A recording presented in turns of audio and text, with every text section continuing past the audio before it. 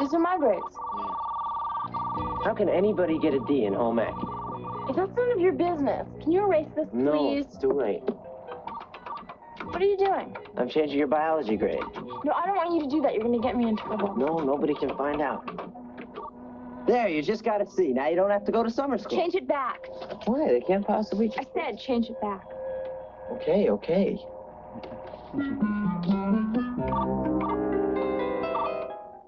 Gee, that's great. Now that we can plug into the school's computer, the next step is to plug into the Defense Department's computer and start World War III and WarGames, a movie about a teenager who's just a little too clever with his computer. It's one of 4 new movies we'll be reviewing this week, and across the aisle from me is Gene Siskel, film critic of the Chicago Tribune. And across the aisle from me, Roger Ebert, film critic of the Chicago Sun-Times.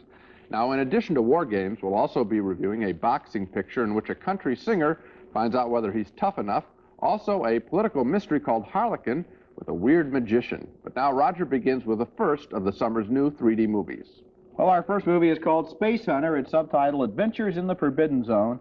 And this is the first of a whole deluge of 3D movies that are scheduled for release later this summer, including Jaws 3D, Amityville 3D. The sad thing is, Spacehunter is entertaining enough in 2D that 3D only slows it down and kind of destroys the fun. The movie stars Peter Strauss as a buccaneering spaceman who answers a mayday call from a spaceship that's crashed on a plague planet. And his mission is to rescue the marooned spacers before the locals kill him or he dies of the plague. And in this scene, he teams up with an orphaned earthling who lives on the planet, and she's played by Molly Ringwald.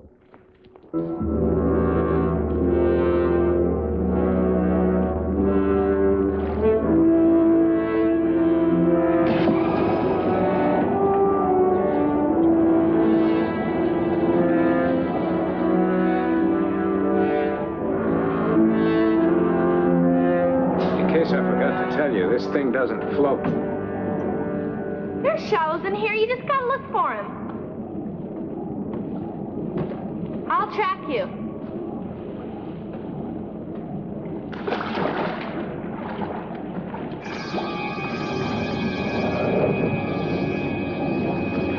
Shallows are on that side.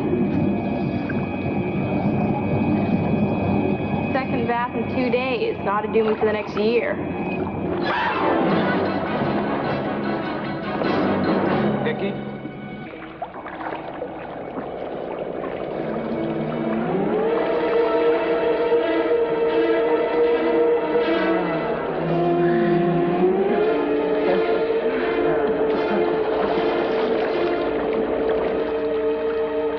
Good breeding man. I'll bet breeding with us would kill him.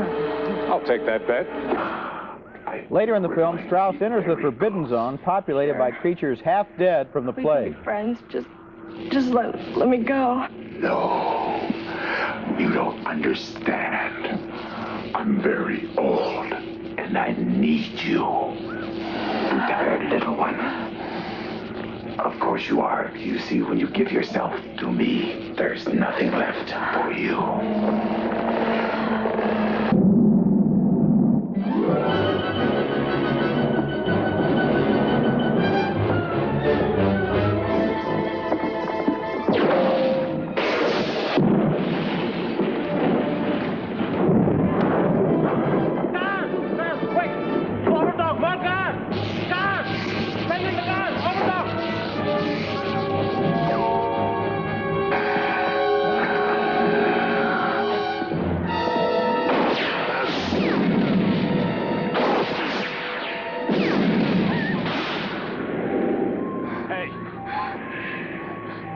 Hang in there.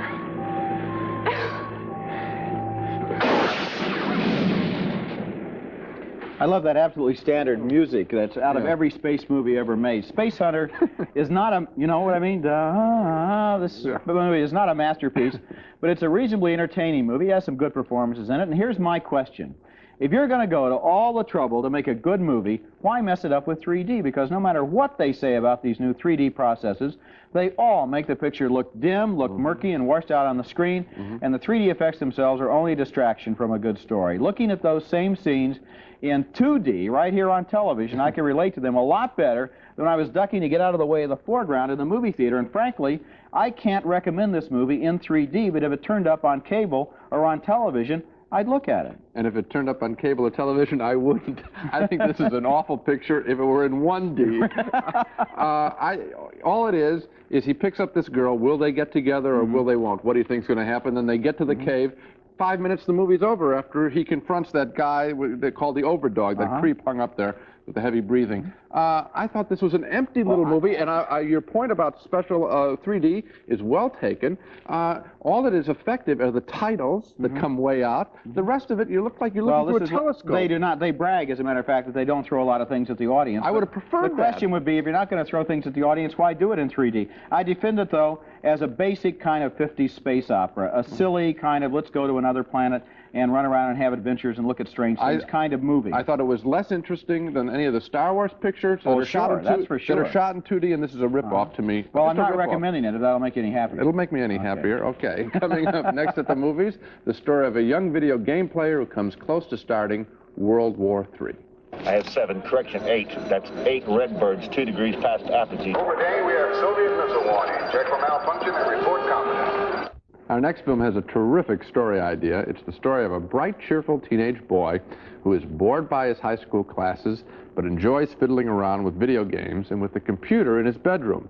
At the beginning of the film, he's using his home computer to try to tap into the computer of a toy company and steal their latest video game. Instead, he winds up tapping into the top-secret Defense Department computer that controls our nuclear defense system. Wow. We're in. It thinks I'm Vulcan. Shall we play a game? Let's play. Global thermonuclear war. Fine. All right.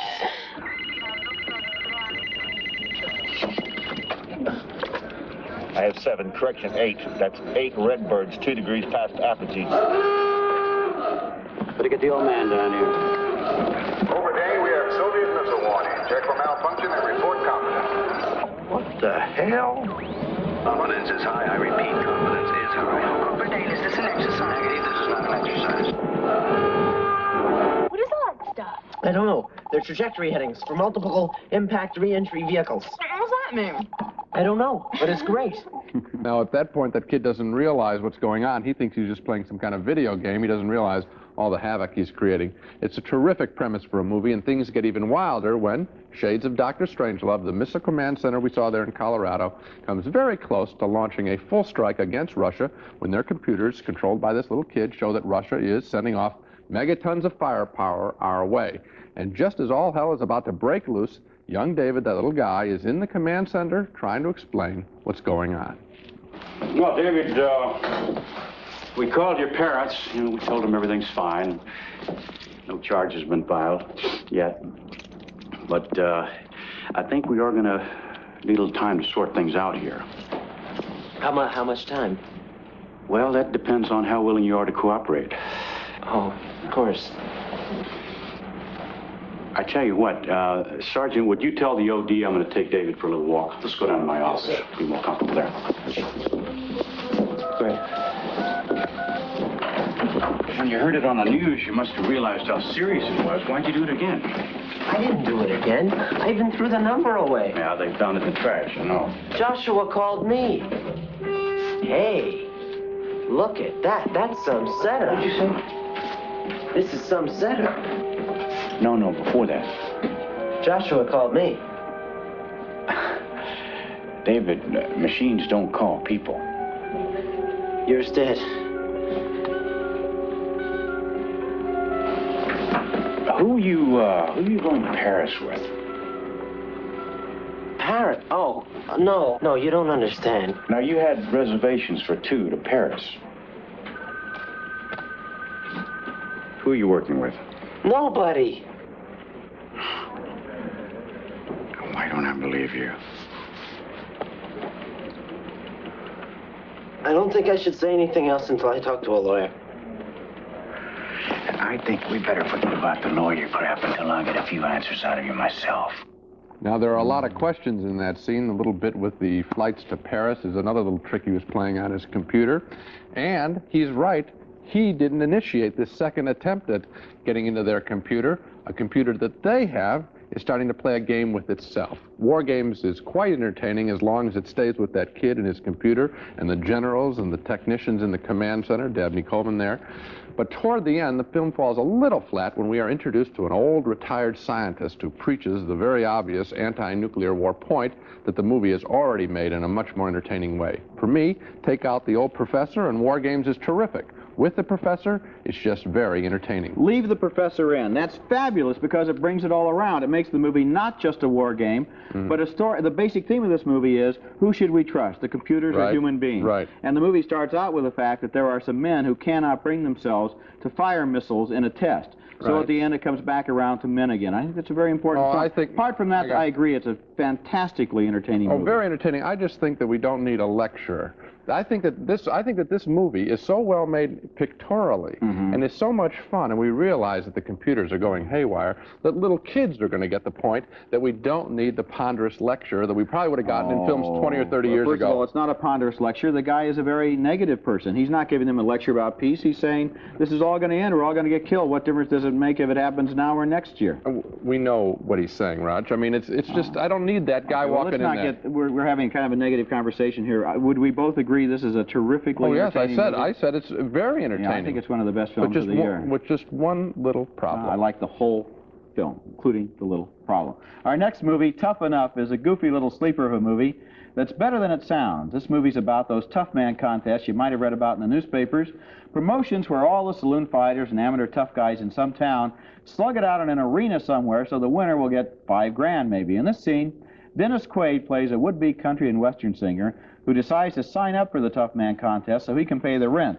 And Warren Oates plays the fight promoter. Art Long, Fort Worth, Texas. Why'd you enter the Tough Man contest, Art? I was a battered child. You're the guy in the bar, right? Yeah, I'm the grappling guitar man. Good. Good luck. And now! Once he's signed up, there's no turning back.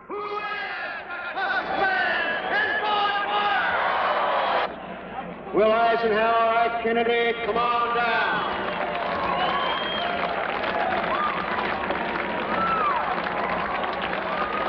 Will the country western warrior, Art Long, come on down.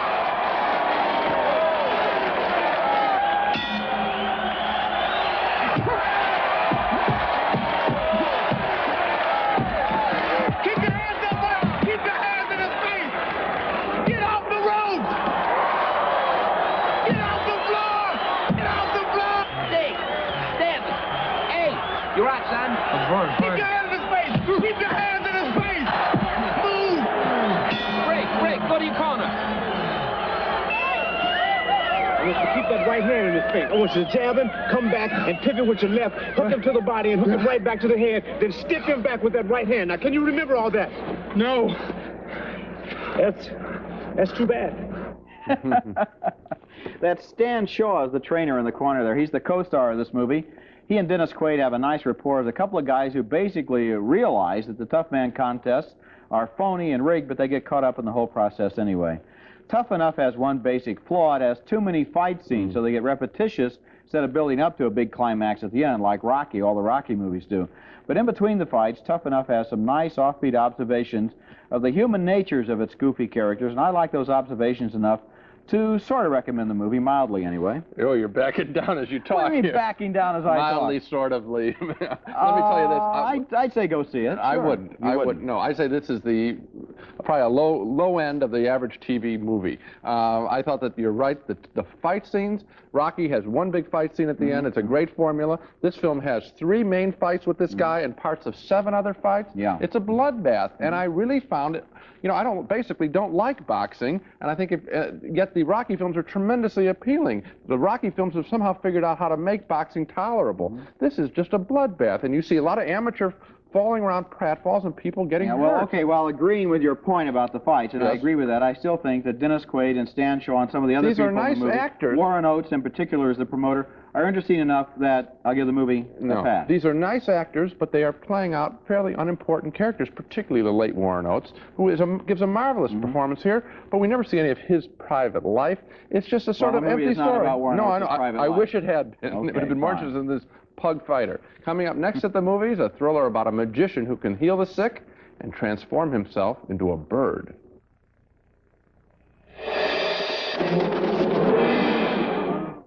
Our next film is a 3-year-old thriller called Harlequin that is only now receiving national release. And let's put it this way, we haven't missed much by not seeing this picture sooner. Harlequin is about a politician, David Hemmings, whose political career is on the rise. At the same time, his little boy has contracted leukemia.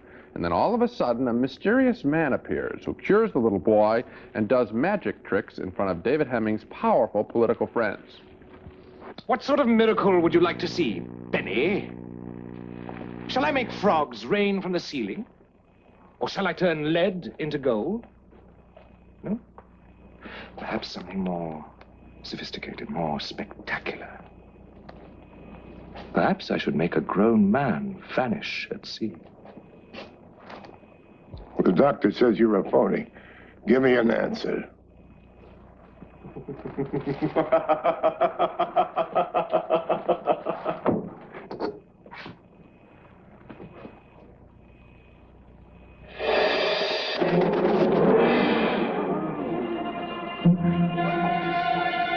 Senator Arson, I'm afraid your magician friend is becoming a bit of a bore. I agree with you. Why are you frightened, Doctor? It's only a magic show. Right, Mr. Wolf. Only magic indeed, Miss Twist.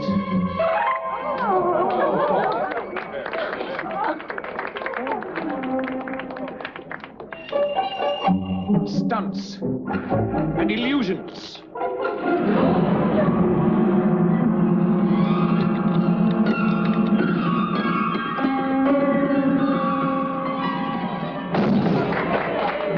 Humbug and deception. Flim-flam. And hocus-pocus. That guy would be a lot of fun to have at your home, especially if you have a piano you don't mind being bounced on the floor.